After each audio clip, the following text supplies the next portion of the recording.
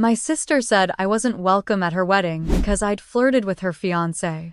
I thought that was the end of it until he stood up at the rehearsal dinner, called her a liar, and walked away from the altar. She tried to ruin my name, smear me across town, and begged me to lie to save her from the fallout. But I took the truth to court, and for once, someone believed me.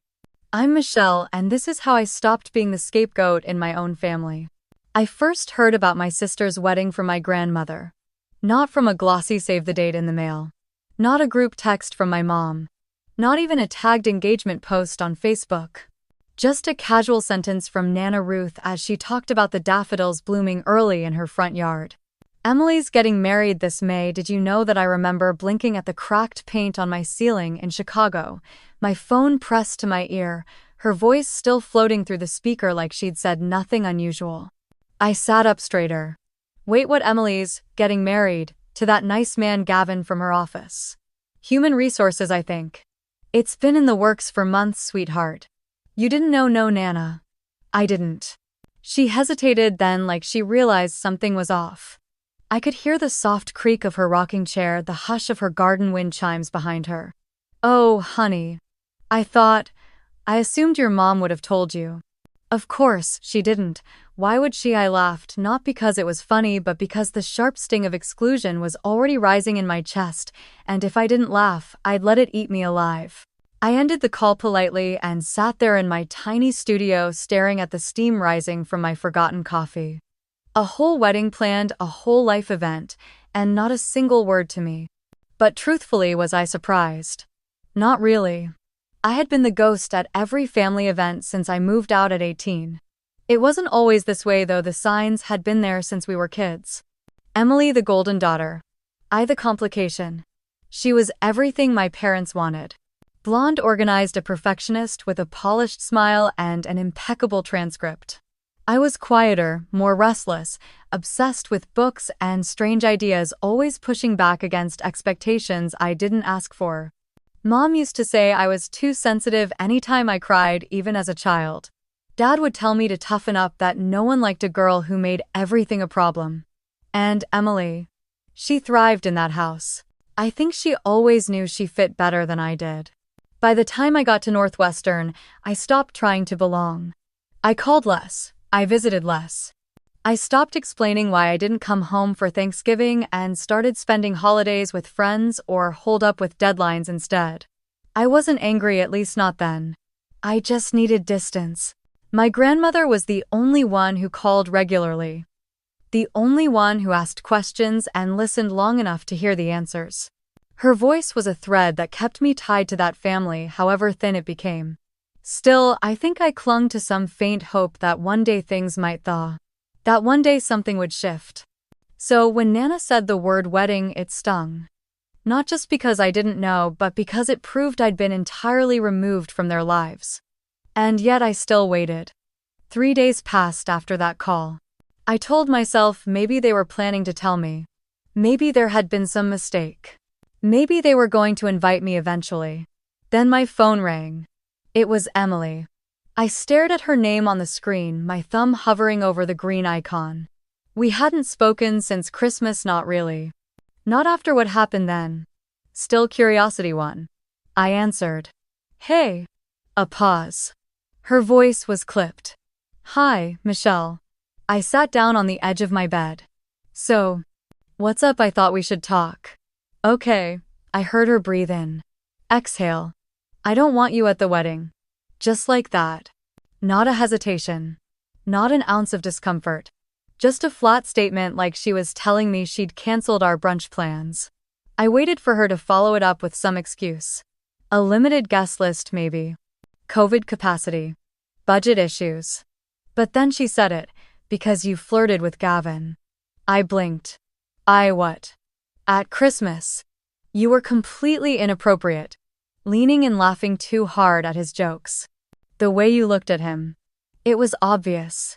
I almost laughed. Was she serious, Emily? I talked to him like a normal person. We had a 10-minute conversation about travel and work. That's not flirting. You can play dumb if you want, but I saw it. Mom saw it. Others noticed too. I gripped the phone tighter. Who are these others, Emily? No one said a word to me. Gavin certainly didn't act like anything was wrong. Of course he didn't. That's how men are. I stared out the window watching a couple walk their dog along the street below. The ache in my chest deepened, but it wasn't just hurt now. It was anger. You know what I said quietly. If this is how you really see me, maybe it's better I'm not there.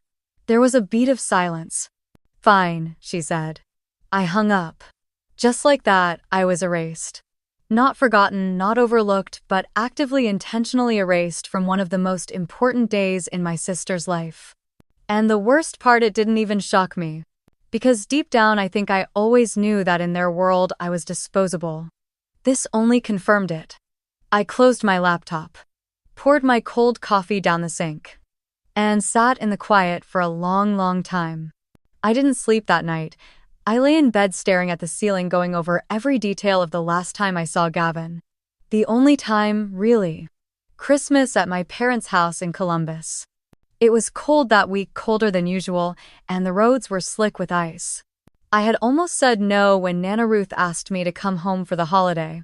I hadn't been back in over a year, and the thought of sitting through small talk and judgment over ham and mashed potatoes made my chest tighten. But she asked softly, like she missed me more than she was letting on, and I couldn't tell her no. The house hadn't changed. The same wreath on the door, same stiff plastic place settings shaped like snowflakes. Same lukewarm welcome from my mom, who gave me a side hug before returning to her green bean casserole. My dad barely looked up from the sports recap on television. Emily, of course, was radiant. Fresh blowout manicured nails dress that looked like it cost half a paycheck. She smiled like she owned the room. And then there was Gavin. I'd heard about him in passing. HR at her company, smart, successful, owns his condo, drives a Tesla. But I hadn't expected him to be kind. Not fake, polite, not forced nice. Genuinely warm. He offered to take my coat when I walked in. Asked if I wanted tea instead of wine. We ended up seated across from each other at dinner. My mom was busy praising Emily for organizing a charity drive at work. My dad asked Gavin something about golf, which he politely answered before turning to me. So, Michelle, I heard you edit books. I nodded. Mostly nonfiction. Memoirs, personal development, the occasional ghostwriting project. That's really cool. He smiled. I'd never met someone who actually edits books. I always imagined it was just a red pen and long hours in dusty libraries. I laughed, surprised by how at ease I felt. Pretty close, actually. Minus the dust. He asked questions. Not in that performative way some people do when they want to look interested. He was genuinely curious. What kind of clients I worked with, what made a good manuscript if I ever thought about writing my own. We talked about a ridiculous self-help author who kept confusing metaphors and thought burning bridges was a positive thing. Gavin laughed so hard he nearly choked on his cider. Across the table I saw Emily stiffen. Her smile faded. She stared at me for a long beat, then looked down at her plate like it had offended her. I tried not to think too much of it. Maybe she was tired. Maybe she was annoyed that Gavin wasn't focused solely on her. After dinner, I helped Nana Ruth dry dishes. Emily disappeared upstairs. Gavin stayed behind to help put away leftovers, and I went to the living room to warm up near the fire. That's when she found me. Michelle. I turned. She was standing by the hallway, arms folded across her chest, jaw set. Come with me. She didn't wait. Just walked toward the hallway, and I followed, confused. She led me into the den and closed the door behind her. What was that? I frowned. What was what? At dinner. The laughing, the leaning, and the stupid flirting. I blinked. Emily, I was just talking to him. You think I didn't see the way you tilted your head, the way you batted your lashes? You always act innocent, but you love attention. Especially mine. That's not true. She stepped closer. You always hated that I had more friends, more praise, more of everything. Now you're going after Gavin. I laughed, but it came out sharp. Are you serious? Don't play dumb. He's your fiancé, Emily. I barely know the guy. Exactly. And look how fast you jumped into his space. I stood there stunned. She was actually serious. The idea that a 10-minute conversation about editing and awkward metaphors meant I was seducing her future husband was so far from reality it almost felt like a joke. I wasn't flirting. She scoffed. Maybe you didn't mean to. Or maybe you did. You always had a thing for men who didn't belong to you. That hit like a slap. I stepped back. I don't know what's going on with you, but that's not okay. She stared at me for a long moment, her eyes cold. Then she turned and walked out. I stayed in that room for a while, letting the silence settle around me. I felt hot and embarrassed, my face burning from the accusation. I left early the next morning. Nana Ruth hugged me at the door and told me to drive safe. Emily didn't come downstairs. My mom waved from the kitchen window. No one asked why I was leaving before breakfast. And I never mentioned that night again. Not to anyone. Not until now. I called my mother the day after Emily told me not to come to the wedding. I didn't plan to. I had spent most of the night convincing myself to just let it go, to stop expecting anything different from people who had never really seen me. But something in me needed to hear it directly, to give them one last chance to prove they weren't completely blind. She answered on the third ring. Her voice was distracted, like she was stirring something on the stove or folding laundry. "Hi, Mom," I said carefully. "Oh, Michelle. You all right?" "Not really. I just got off the phone with Emily yesterday." She made a soft hum, non-committal. "She said I'm not invited to her wedding." "Well, that's between you and your sister." "No," I said. "It's not." She said it's because I flirted with Gavin. "You were there, Mom. You saw us talk." "Did you really think I was flirting?" There was a pause. Then she sighed. "Michelle, I think you're reading too much into it. Your sister can be a little sensitive, and you know how things looked from her perspective." I blinked. "What does that mean?" "Just maybe tone things down next time. Be mindful. Sometimes you come across a little intense." Intense. I felt my stomach drop. "So you think I did something wrong?" "I'm not saying that. I'm just saying maybe it wouldn't have hurt to be more aware. You're very independent, Michelle, and that can be intimidating." "To who?" "Gavin. He was the one asking me about my job." I answered. "That's not a crime." Her voice tightened. "Look, I'm not taking sides here. I just want peace. Can we not make this into a bigger issue?" I stared out the window at the buses groaning down Ashland Avenue, headlights bouncing off the dirty snow. "It already is a big issue, Mom. You're still family. Just give it time. These things blow over." I didn't say anything. After a few seconds of silence, she said she had to finish making dinner and hung up. I called my dad next. He picked up and sounded half surprised to hear from me. "Hey, kiddo, everything good?" "Not really." "Did Emily tell you she uninvited me?" Yeah. Your mom mentioned something. I figured you two would work it out." She said it's because I flirted with Gavin. Dad chuckled. "That sounds like one of those sister fights. You girls have always had your spats." "This isn't a spat, Dad. She's accusing me of something I didn't do. And now she's cutting me out of her wedding." He made a noise like he didn't know what to say. I could hear the sound of a football game in the background. "Look, you know how Emily is. She's always been high-strung. Don't let it get to you. These things pass." That was it. No defense. No real concern, just another shrug. Another brush off. I realized in that moment how many years I had spent twisting myself into knots trying to understand why nothing I did ever felt good enough for them. Why they never believed me when I was telling the truth. Why they always leaned in Emily's direction even when she was clearly in the wrong. I hung up without saying goodbye. Later that night, Nana Ruth called. She'd heard something from a cousin, one of those second-hand family whispers that spread faster than facts. "I heard you're not going to Emily's wedding," she said gently. I told her everything. The call. The accusation. The way Mom and Dad had responded. I didn't cry, but my voice cracked more than once. There was a long pause on her end before she spoke again. "Sweetheart, I need you to hear me clearly. You didn't do anything wrong. Your sisters always had a way of turning things around. And your parents, well, they've never quite known what to do with someone like you." "What do you mean, someone like me?" "Someone who sees through the game. Who doesn't play along." You've always asked the wrong questions and felt too much. That scared them. So they ignored it. I leaned back in my chair, clutching the phone tighter. I just wanted to be part of the family. I know. But you were never allowed to be unless you fit the version of you they wanted. She took a breath. They let Emily bulldoze everyone. They always have. You've spent your life trying not to cause waves, and now that you finally stood still, they're blaming you for the storm. I didn't speak. I couldn't. You did the right thing walking away, Michelle.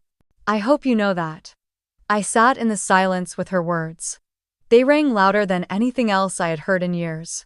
That night, I didn't try to call anyone else. I didn't check social media, didn't open my inbox. I sat on the floor beside my window with a blanket around my shoulders and let the city move on without me.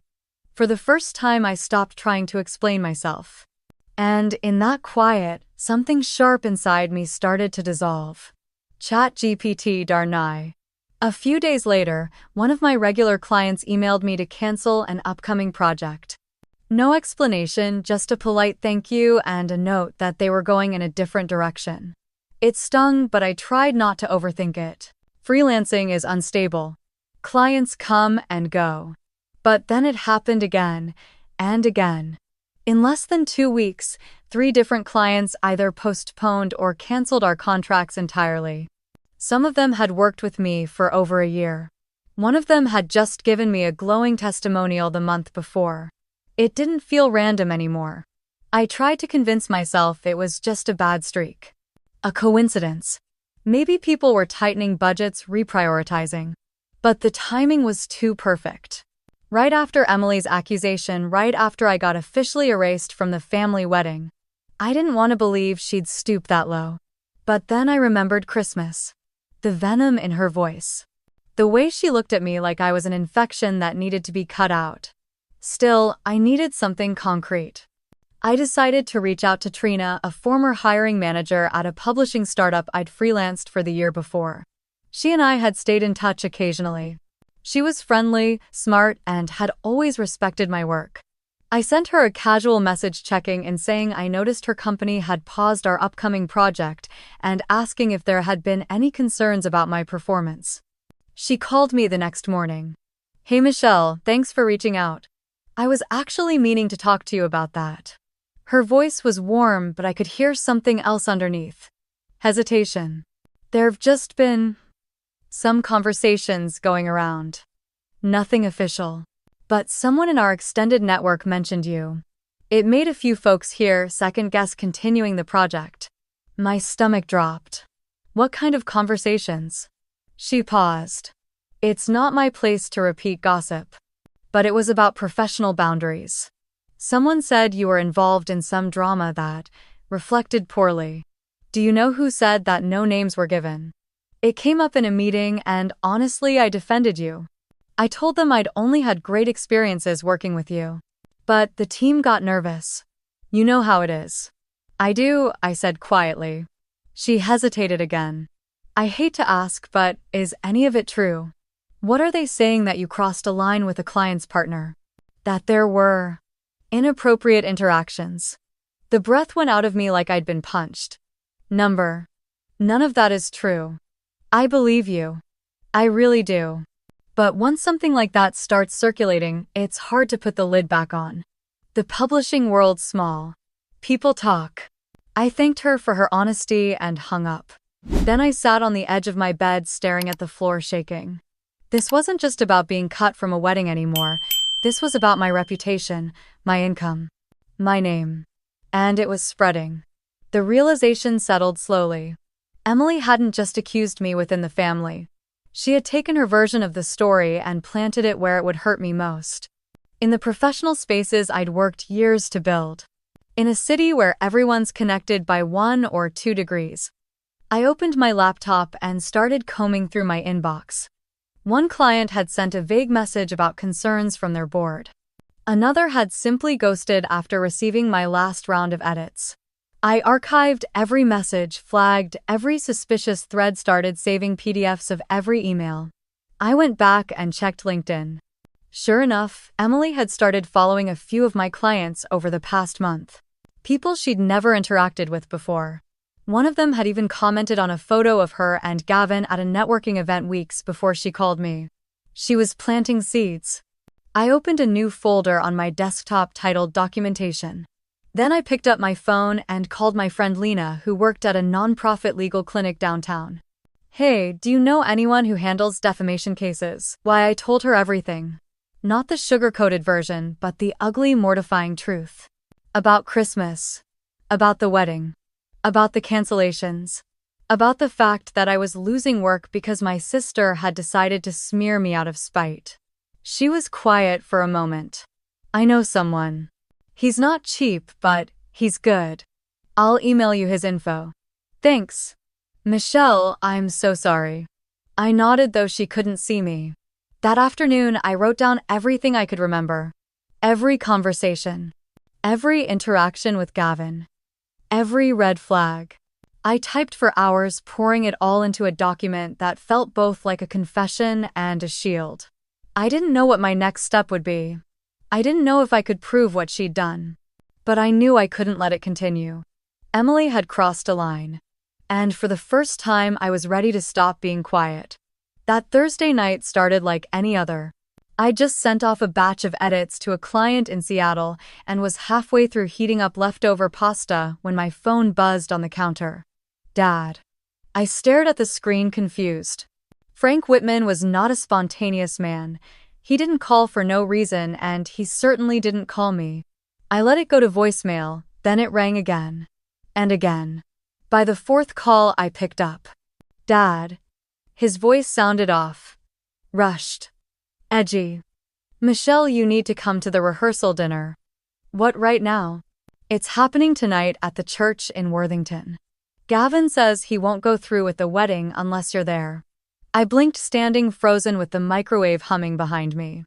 What are you talking about? He says he refuses to marry Emily unless you're present. He just stormed out of the rehearsal. People are staring. Your mother's trying to hold it together. It's a mess. I stepped away from the microwave, heart pounding. Did he say why? Something about how you were treated. Look, I don't have time to explain. Just get over here, okay? Number what I'm not coming, Dad. Michelle, she told me not to come. She accused me of flirting with her fiancé, and none of you stopped her. You let it happen. He exhaled loudly, frustrated. We didn't think it would blow up like this. You didn't think at all. Before he could answer, I ended the call. Less than a minute later, Nana Ruth rang. I answered immediately. Honey, are you all right? I'm fine. Did you hear what's going on? I just left the church, she said, breath still catching like she'd hurried through the cold. I didn't stay. I couldn't watch the whole thing play out. But yes, I was there. And you're not going to believe what happened. I sat down at the kitchen table, gripping the phone tighter. It started when Gavin asked calmly where you were. He said he thought you'd be part of the ceremony. And Emily just snapped. Right there in front of everyone. She said loud enough for the wedding party and both families to hear Michelle isn't coming because she flirted with Gavin. My eyes widened, heat rising in my chest. She said that, as clear as day. There was this awful silence. Gavin just stared at her for a full 10 seconds. Then he stood up. What did he say? He said, and I quote, "If her sister flirted with me, I would know. But Michelle didn't do anything wrong. I talked to her, that's all. I'm not marrying someone who lies to isolate her own sister." I covered my mouth, trying to steady my breathing. He told everyone he didn't want to marry into a family that treated people like that. Especially not when the accusations were false. He walked out of the church. His parents followed, so did the best man. The pastor was stunned. The room felt like it tipped sideways. Emily just collapsed into a chair, screaming that you ruined everything. Your mom froze. Frank looked like he was trying to disappear into the pews. No one knew what to do. I didn't know what to say. For once I had no words. Just a storm of conflicting emotions churning in my chest. Nana lowered her voice. He defended you, Michelle. Not because you asked him to. Not because you begged. He did it because he saw the truth. And it mattered to him. That means something. It means everything, I whispered. It was validation. Real public validation. After years of being ignored, blamed, scapegoated, someone had finally stood up and said, "This isn't right," and not just anyone. Gavin. The man my sister was about to marry. Nana kept talking, but I barely heard her. My mind was racing. What happens now, I don't know. But for what it's worth, I'm proud of you. And I'm proud of him too. After we hung up, I sat in silence staring at the cold pasta still sitting in the microwave. I should have felt triumphant. Vindicated. But what I felt most was tired. Tired of being dragged into emotional wars I never started. Tired of people only seeing the truth when it was too late. Tired of the cost of being quiet. My phone buzzed again. Emily. I didn't answer. Then Mom. Ignored. Then Frank. Voicemail. Then texts began pouring in. From people I hadn't spoken to in years. A cousin in Denver. An aunt in Sarasota. A childhood friend who still followed me on Instagram. What's going on? Is it true? Why would you ruin your sister's wedding? You've always been dramatic. Each message chipped at me, not because I cared about their opinion, but because it was so predictable. They didn't ask what happened. They didn't want the truth. They just needed a villain to blame. And I was always convenient. But this time was different. This time someone had refused to play along. I pulled out my laptop and opened the folder titled Documentation. I added a new note, the 11th of January 2025. Gavin Thomas publicly withdrew from the wedding rehearsal after defending my integrity. I saved it. And then, without checking my phone again, I unplugged it, drew the blinds, and poured myself a cup of tea. Outside, the snow had started falling harder. Inside, for the first time in a long time, I felt still. I had barely taken 2 sips of tea before my phone lit up again. This time, it didn't stop. 3 missed calls in under 5 minutes, all from the same name. Emily. I stared at the screen, thumb hovering over the decline button, but something in me, curiosity, maybe made me pick up. Her voice hit me like a tidal wave. She was sobbing so hard I could barely understand her. Michelle, please. Please. You have to help me. I didn't say anything at first. I just waited. They're calling everything off, she cried. The venue, the cake, his parents canceled the catering. Gavin's not answering any of my calls or messages. He won't talk to me. He told his mom to handle everything. She won't even speak to me directly now. You have to help me fix this. My heart thudded, but my voice was calm. Why are you calling me? Because you started this. I laughed quietly. I didn't start anything. I didn't ask to be part of your wedding, remember? Just listen, she snapped, then immediately softened. Please. All you have to do is tell Gavin you had a little crush on him. Nothing serious. Just enough to explain why I was upset. If he hears that, maybe he'll understand. Maybe he'll forgive me. You want me to lie? Not lie, she insisted. Just bend the truth a little. Say you used to like him. That you felt something. That you were trying to be subtle, but it got misinterpreted. I sat in silence for a long moment. You realize how insane that sounds, right? I'm not asking for much, she whispered. Just one sentence. Just say you had a thing for him. Just once. I leaned back into the couch, phone pressed to my cheek. Let me get this straight. You told everyone I flirted with your fiancé. You accused me, humiliated me, spread rumors. And now that it's all fallen apart, you want me to rewrite history to save your relationship. It wasn't like that. It was exactly like that. You don't get it, Michelle. I'm going to lose everything. Gavin's family is well connected. His mom has friends on the board at my firm. His father's company co-sponsored my last work project. They're powerful people. If they turn on me, that's not my responsibility. She let out a shaky breath. You think you're so righteous. You think you've won something. But you haven't. You've destroyed me. I raised my voice just enough to be heard. I didn't destroy you, Emily. You did that all on your own. I had one conversation with Gavin at Christmas. One. And you took that and turned it into a public execution. And now you want me to lie to fix what you broke. You could have him, she hissed. If you wanted to, maybe that's what this is about. I closed my eyes, exhaled slowly. Emily, this isn't about Gavin. It never was. It's about control. It always has been with you. She was quiet. Then in a voice raw with desperation. I am begging you.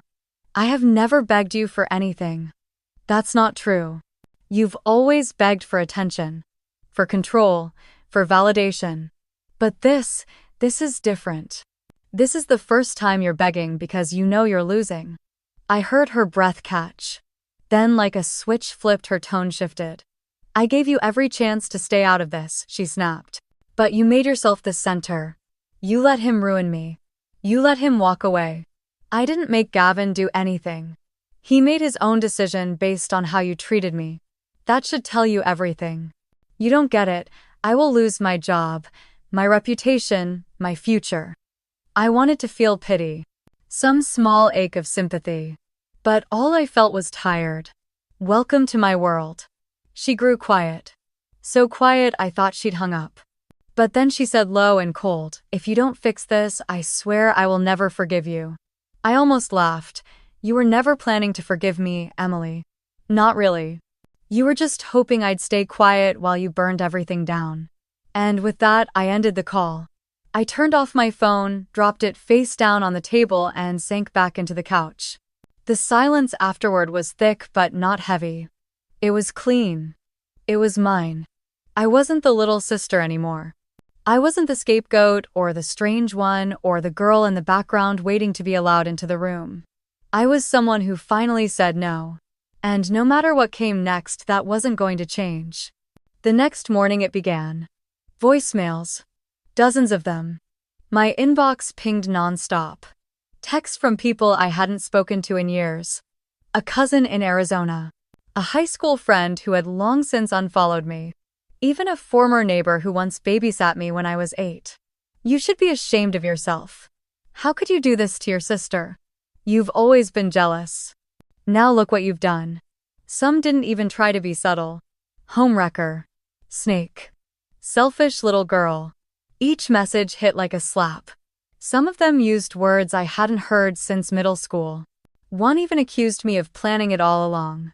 I opened Facebook and saw a post in one of the local Columbus community groups. Anonymous, of course, but the details were unmistakable. Not naming names, but I think people should be warned about those who smile at family gatherings while secretly trying to steal someone else's fiancé. Disgusting behavior. Some of us were there. We saw it happen. Hundreds of comments. I closed the app, heart thudding. The world was closing in. I didn't leave my apartment that day. I couldn't. Every time I stood up, a wave of nausea hit me. My hands shook. My skin itched with invisible heat. I sat by the window in my robe, phone turned off, blinds half closed, unable to stop staring at nothing. That night, I didn't sleep. By the second day, the pressure in my chest had become unbearable. I didn't want to call Nana Ruth again. I didn't want to cry in her ear. But when I finally picked up the phone, I didn't even have to explain. Sweetheart, pack a small bag. I'm picking you up in the morning. Where are we going? Anywhere that isn't here. She showed up with hot cocoa and a car already packed with snacks, blankets, and one of those touristy Ohio travel mugs I'd given her years ago. We drove south away from Columbus through winding rural roads that twisted around frozen hills and barren trees. After 2 hours, we stopped at a little cabin near Hocking Hills. Quiet, tucked into the woods with nothing but the sound of wind brushing over pine needles. I didn't speak much the first day. She made tea, built a fire, handed me a blanket, and sat beside me without asking questions. The second morning I cried. I hadn't meant to. I'd been sitting on the porch watching birds flit between snow-covered branches when the weight of it all cracked me open.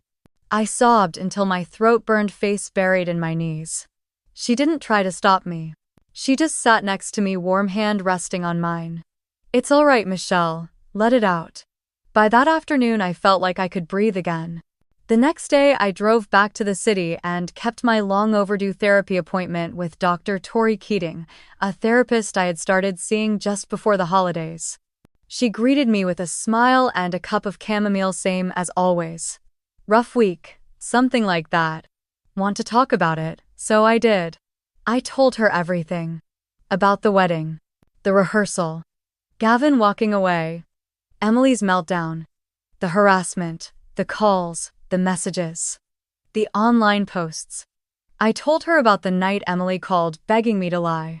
About how she said I ruined everything. And when I finished, Dr. Keating leaned forward slightly and said, "What's the story you were always told about yourself and your family?" I frowned. "What do you mean?" "I mean the role you were given. Every family has unspoken stories. You were the problem," I said before I could stop myself. The weird one, the dramatic one, the too sensitive little sister. And Emily, the golden child. The one who could do no wrong. She nodded slowly. When you challenged that dynamic, even by simply existing, they pushed harder. And now that Gavin saw you clearly, that narrative cracked open. That's why they're angry. You didn't just upset a wedding. You disrupted the story they needed to believe. I felt something click into place. Not sudden, but steady. Like a puzzle piece I didn't know I'd lost. I wasn't just fighting Emily. I had been resisting a system. A long, quiet campaign of dismissal. Of being unseen. Of being blamed for every disruption. I took a deep breath. I think I've spent my whole life trying to earn a place that was never meant for me. Dr. Keating nodded. What would it feel like to stop trying? It would feel like this, I whispered. And in that room surrounded by warm light and quiet understanding, I realized something I hadn't allowed myself to admit until then. My family hadn't just hurt me. They had defined me. And now for the first time I was beginning to define myself.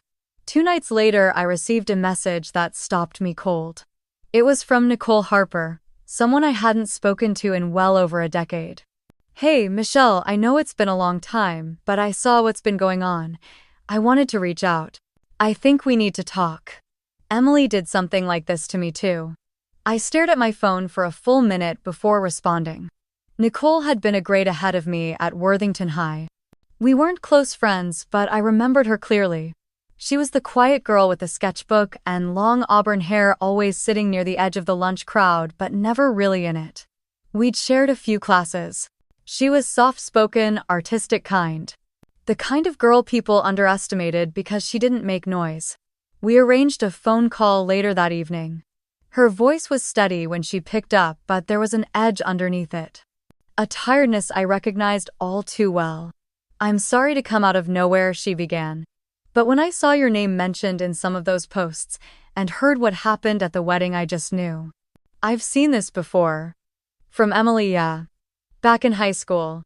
She took a breath, then launched into the story. It was junior year. Nicole had been dating a boy named Ryan Kellogg for a few months. He was popular, a swimmer, the kind of guy who smiled with his whole face. Emily had apparently had a thing for him the year before, but he never reciprocated.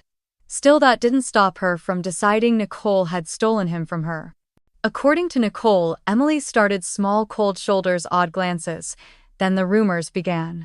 Emily told their friend group that Nicole had been secretly flirting with Ryan while pretending to be her friend. That she had backstabbed her. That she couldn't be trusted. She cried in front of people. Made herself the victim. And it worked. Within a week, Nicole had lost nearly every friend she had. People started leaving sticky notes in her locker calling her a traitor. She got anonymous messages on MySpace telling her to watch her back. Even one teacher who had been friendly before started treating her like a disappointment. She was devastated. But worse than the isolation, Nicole said, was the confusion. Because no one had asked her side. Everyone just believed Emily. "I didn't even fight back," she told me. "I shut down. I stopped going to school events. I stopped drawing. Senior year, I pretty much disappeared. I sat on the floor of my apartment back against the couch, listening with a tight knot in my stomach." Nicole's story was a mirror. And she wasn't the only one. That was the most chilling part. Emily hadn't just gone after me. She had a history, a pattern, a formula. Find someone who threatens her spotlight, twist the story, frame herself as the wronged one, destroy the other person's credibility while playing victim. I asked Nicole why she never spoke out. "Because I didn't think anyone would believe me," she said simply. Emily was so good at controlling the narrative. And back then, I didn't even understand what was happening. I just thought I was too sensitive. That maybe I had done something wrong and didn't realize it. I know that feeling. I hesitated before asking. Would you be willing to put any of that in writing? I'm collecting documentation right now. I don't know what I'll end up doing, but if it becomes legal, I may need someone to speak to her history. There was a long pause. Then Nicole said yes. Absolutely. I'll write everything down. I still have emails, old messages, even a screenshot or two, and if you need me to talk to someone officially, I will. I didn't know what to say. I swallowed the lump in my throat. Thank you. I mean it. You don't need to thank me, she said. I've been waiting over 10 years to be heard. When we hung up, I sat for a while in the dark, the glow from my laptop, the only light in the room. For years, I had believed I was uniquely broken. The difficult sister, the emotional one, the black sheep. But now with Nicole's voice in my ear and her story so painfully close to mine, I saw the truth. Emily didn't just have a temper, she had a pattern. She didn't just lash out, she planned, she manipulated. She used social shame as a weapon and dressed it up as hurt feelings. And for the first time, someone else had stood up and said, "Me too." I opened my laptop and created a new folder inside the documentation file. I titled it Historical Pattern. I copied Nicole's messages, transcribed everything I remembered from our call, saved the screenshots she emailed me later that night. She wasn't just a witness, she was proof. This wasn't one incident, this was a cycle. And finally, the cycle was breaking. One morning I stepped outside to head to the grocery store and found my front tire completely flat. Again. It was the second time in a week. I stood there staring at it, grocery list in hand, while the cold January wind bit through my coat. My building's parking lot wasn't large, just 6 assigned spaces behind the complex, quiet, enclosed by a low wooden fence. I always parked in the same spot, backed into the corner where the camera from the alley didn't quite reach. At first, I thought maybe I'd run over something sharp. But 2 days later, it was the rear tire. Same side. Same clean puncture near the valve. No debris around. No nails. Just air gone and rubber collapsing under weight. I called roadside assistance again, biting the inside of my cheek while the guy inspected it. Clean slice, he said, real straight, like a box cutter or a utility blade. Someone did this deliberately. I didn't respond. The next night, I came home to find my mailbox covered in brown spray paint. The letters were crooked, rushed. It looked like someone had tried to write liar but only got to LIA before running out of space. I stood in front of it, clutching my keys frozen. The paint still dripped. The following evening, there was something smeared on my front door. At first, I thought it was mud. Then the smell hit me. Rotting food, maybe eggs, and something else. My stomach churned. I called building maintenance to help clean it off, but no one else in the complex reported damage. Just me. Then came the graffiti on the alley wall. Someone had spray painted a vulgar image with my name underneath it. Not my full name, just Michelle W. Equals homewrecker in large red letters, barely visible from the back kitchen window. That night, I barely slept. The next morning, I drove straight to the Columbus police station and filed a formal report. The officer was polite but unimpressed. He jotted down the details, nodded occasionally, and asked if I had any witnesses or security footage. I didn't. There were no cameras on the street, and my building's backlot had one old motion light that flickered more than it worked. He gave me a case number and told me to keep documenting anything else that happened, so I did. And then I decided to stop waiting. That afternoon, I bought a full security camera kit. Motion-activated night vision, cloud synced. I spent the whole weekend installing them, one above the back door, one over the parking area, one facing the front step, and a final wide-angle camera mounted just inside the window that faced the alley. I didn't care if it looked paranoid. Because I wasn't paranoid, I was being hunted. And if no one else believed me, I'd collect the evidence myself. 3 days later, I got what I needed. It was a Tuesday night. Quiet, cold. I had gone to bed early after finishing a late round of editing work. Around 2:14 a.m., my phone buzzed with a notification. Motion detected backdoor camera. I opened the app groggily, expecting maybe a raccoon or a delivery guy making rounds. But then I saw the figure. Hunched, hooded, all black clothing, moving cautiously along the edge of the building. The woman stepped into the frame fully as she crept up to the back entrance. She tried the handle once, twice, then looked around. She knelt briefly, checking under the doormat. And then for just 1 second she turned toward the camera, probably drawn by the tiny blinking red light she hadn't expected. That was when her face came into view. Emily. Even in low light there was no mistaking her. Same sharp cheekbones. Same pale skin. Same dark circles under her eyes. I sat upright in bed, heart pounding, stomach hollow. She tried the door again, then stood there for a few seconds longer before turning and disappearing into the alley. I rewound the footage.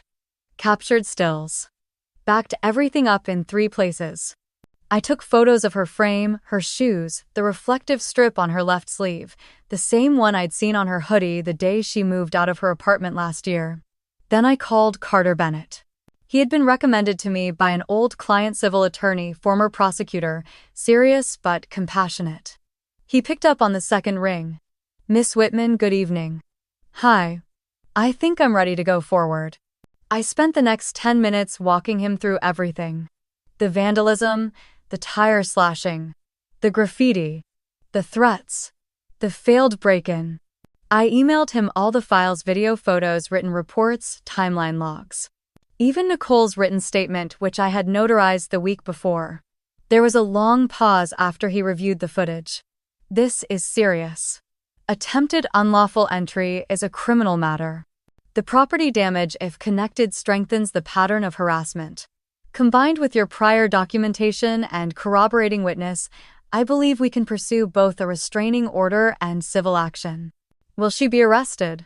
That depends on the DA. But at the very least, this evidence will force a response. We'll start with a cease and desist and a formal notice. If she continues contact or approaches your property again, we'll escalate. Do you think she'll stop? That's not the question, Miss Whitman. The question is, are you ready if she doesn't? I looked at the screen. The paused image of Emily frozen in grainy black and white, eyes wide with panic. "Yes," I said. "I'm ready now." Carter moved quickly.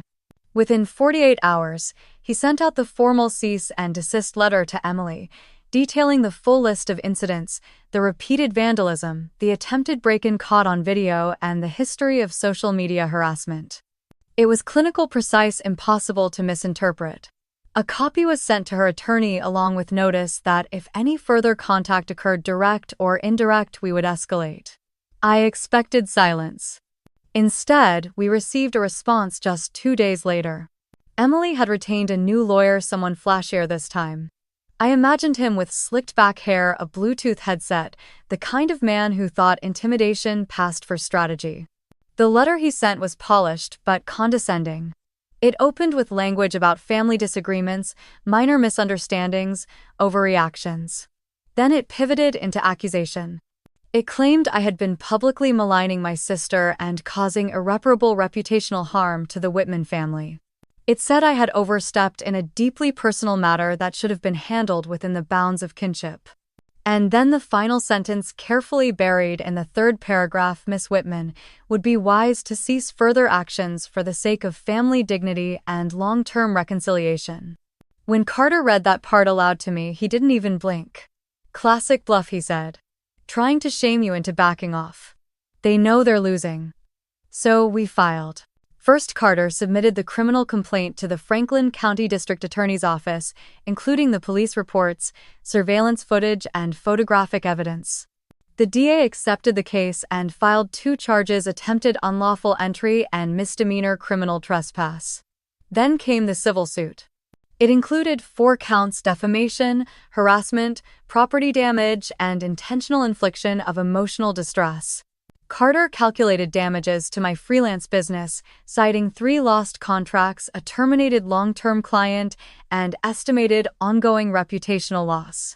The total came to $35,000. I signed the paperwork with a hand that didn't shake. Word got around quickly. A few days later, I received a call from my Aunt Lisa, who lived in Dayton. Her voice was low and disappointed. "You really think dragging your sister to court is the answer?" I hung up. Then came a text from my mother. "This is a family matter, not something to be aired like dirty laundry. You're humiliating all of us." I didn't respond. It was always the same message, wasn't it? Stay quiet. Keep peace. Protect the image. Even when that image was built on years of erasure. Emily's side tried to delay the proceedings, arguing that more time was needed to gather context. The judge denied the motion. The criminal hearing and civil trial were scheduled for the same week in late March. The morning of the hearing, the courthouse smelled like bleach and floor polish. I wore navy and gray hair pulled back, a simple silver bracelet from Nana Ruth. She sat behind me with her hand wrapped gently around my wrist the entire time. Emily arrived in a black pantsuit and oversized sunglasses, her lawyer by her side. She didn't look at me.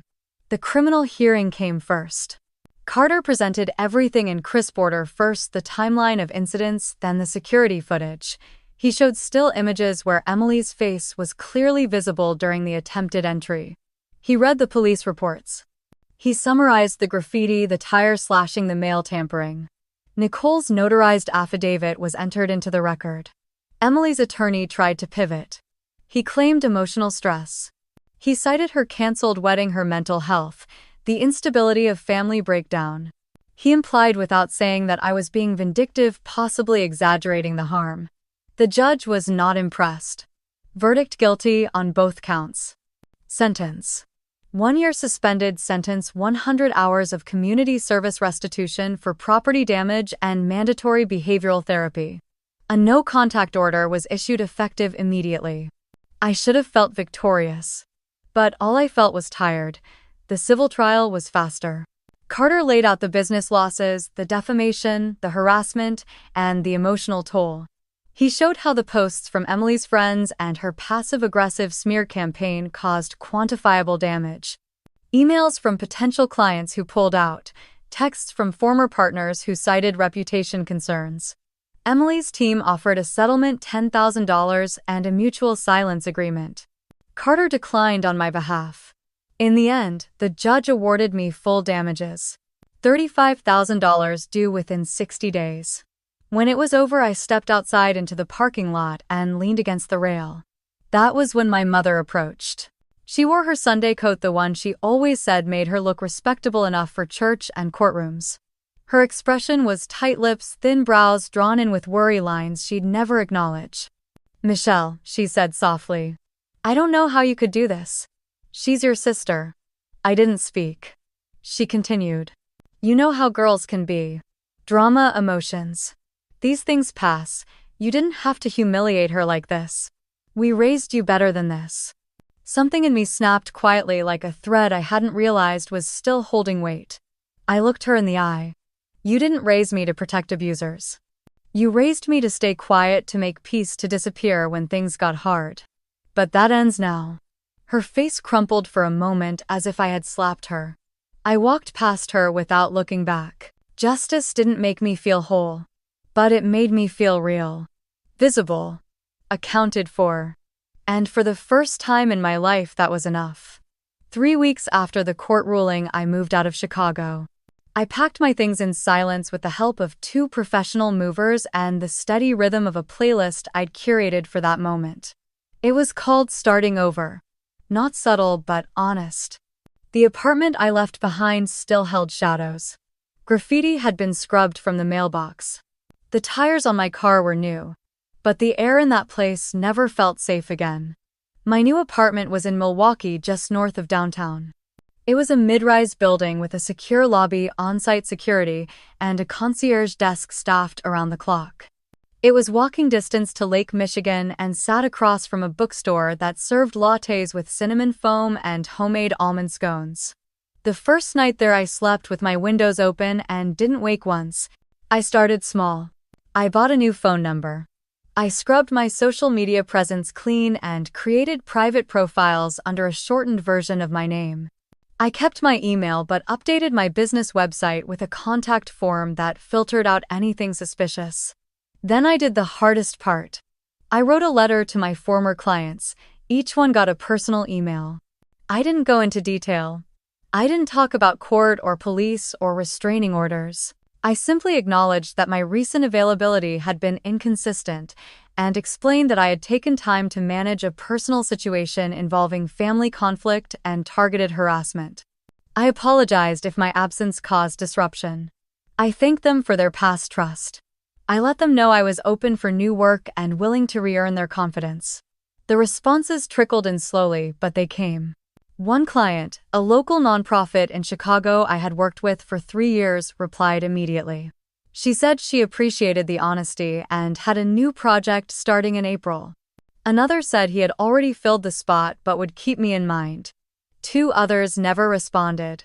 And then something unexpected happened. I received an email from a small publishing house in Madison, Wisconsin. Dear Michelle, we recently came across a blog post written by a contributor who shared part of your story anonymously. The author didn't name you, but it was clear they were a former client of yours. They spoke of your professionalism, your grace under pressure, and your resilience. We were deeply moved. And we're looking for a long-term freelance editor for several new nonfiction titles. Would you be open to a conversation? My hands shook as I read it. We spoke later that week. The publisher, a woman named Elena, said their team had reviewed my portfolio and wanted to offer a part-time remote contract for at least 6 months. It came with a steady paycheck and the flexibility to work from anywhere. I accepted. One afternoon, I went for a walk by the lake. The wind whipped off the water cold and clean, and I thought about how much had changed in just 4 months. From being gaslit in my own family to sitting on a bench watching seagulls argue over breadcrumbs with nothing in my chest but calm. I hadn't heard from Emily since the verdict. But I did hear about Gavin.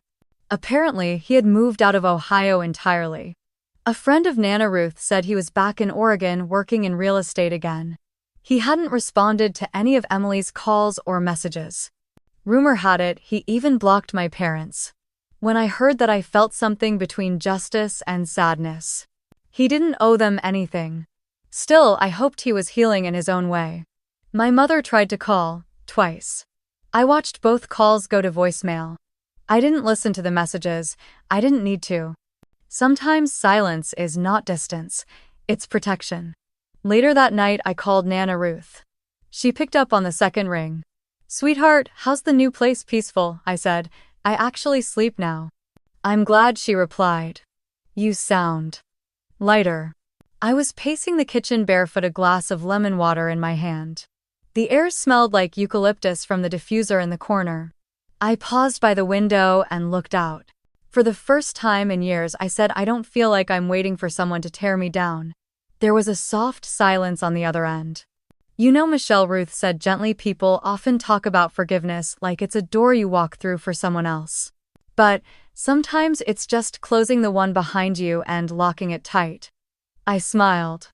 I'm still learning what forgiveness looks like, but I think locking the door was a good start. That night, I journaled for the first time in months. I didn't write about Emily, or my mother, or court. I wrote about walking past a bakery that smelled like orange glaze and cardamom. About the sound of leaves in the wind by the lake. About the way my new apartment felt like a space I had built entirely for myself.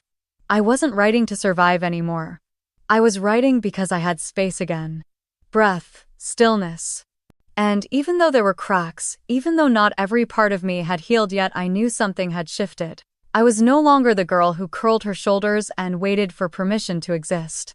I was not a victim. Not anymore. The first time I ever felt truly invisible wasn't in high school or even college. It was in the 5th grade during Thanksgiving dinner. Emily had just been awarded something for perfect attendance. My parents beamed as she held up her certificate and everyone clapped. I remember sitting there with mashed potatoes going cold on my plate, wondering if anyone had noticed the short story I got published in the school newsletter that same week. No one asked. No one knew. That night, when I brought it up to my mom, she gave a distracted smile and said, "That's nice, honey. Now help your sister clear the table." It would take me almost 2 decades to understand that the silence that followed moments like that was not accidental. Now, I live in a quiet apartment on the east side of Milwaukee. It's not fancy. The floors creak a little in the hallway and the heat sometimes clicks in the middle of the night. But it's mine. The lease has my name on it, and the front desk greets me with real smiles, and my mail is never defaced. I can sleep through the night without checking the lock 3 times. Juniper, my silver tabby, has decided the kitchen window is her throne. She perches there every morning to watch the birds in the pine trees across the street, flicking her tail like she's plotting something fierce. I started a habit of writing early before the noise of the day creeps in. Coffee in hand, cat on the windowsill, manuscript glowing on the screen. Some mornings I just sit in the quiet and let it all settle in. What healing actually feels like. I'm currently editing my first full-length manuscript for a small independent publisher in Madison. The offer came after a former client anonymously posted a piece on their blog, defending me writing about what it means to watch someone be torn down unfairly and how standing with them can change the outcome. I cried the first time I read it. I hadn't known anyone still saw me clearly. The manuscript isn't about revenge. It isn't even about Emily. It's about boundaries. About coming back to yourself when everyone else has tried to rewrite your story for you. It's about the quiet dignity of survival and the louder joy of reclaiming space. Gavin never reached out after the hearing, and I don't blame him. I heard through Ruth that he moved back to Oregon and changed his number. He's working again, rebuilding. The last thing he said to Emily at that rehearsal dinner still echoes in my mind sometimes. If your sister flirted with me, I'd know. She didn't. Simple, direct. True. Emily has gone silent, at least for now. Her social media accounts are private. The last post anyone saw from her was a photo of a new journal and a quote about fresh starts. I hope she's getting help. I hope she's sitting with the weight of everything she created and learning to name it. My mother still tries to call. I let it ring every time. Sometimes she leaves voicemails, ones I don't listen to. Ruth said she cried at Easter telling relatives she didn't understand how I could throw away everything we built as a family. But we never built anything. Not together. All I did was stop patching the cracks they refused to admit were there. Ruth, as always, has remained my lighthouse. She sent me one final letter handwritten on a soft cream card with pressed lavender on the border. I keep it tucked inside the cover of my manuscript. Her words were short but strong. You've become the woman they should have been proud of, and even if they never say it, I see you. And I am proud enough for all of them. Love always, Ruth. Sometimes I read it before I sit down to work just to steady myself. Last week, I submitted the second draft of my manuscript. My editor sent back a simple note: your voice is clean. True, unflinching. You don't write like someone who still needs to prove anything, and maybe that's the best thing anyone's ever said to me. Because that's it, really. I don't need to be understood by the people who spent years misunderstanding me on purpose. I don't need to be forgiven for standing up. I don't need to be small to make others comfortable. I'm no longer the inconvenient sister. The weird one. The problem to fix. I'm a woman who told the truth and survived it. And I am exactly where I'm meant to be. If you've ever been blamed for something you didn't do, if someone you love made you feel like you weren't enough, if you've spent your whole life trying to belong in a place that only wanted pieces of you, I hope you'll leave a comment and tell your story.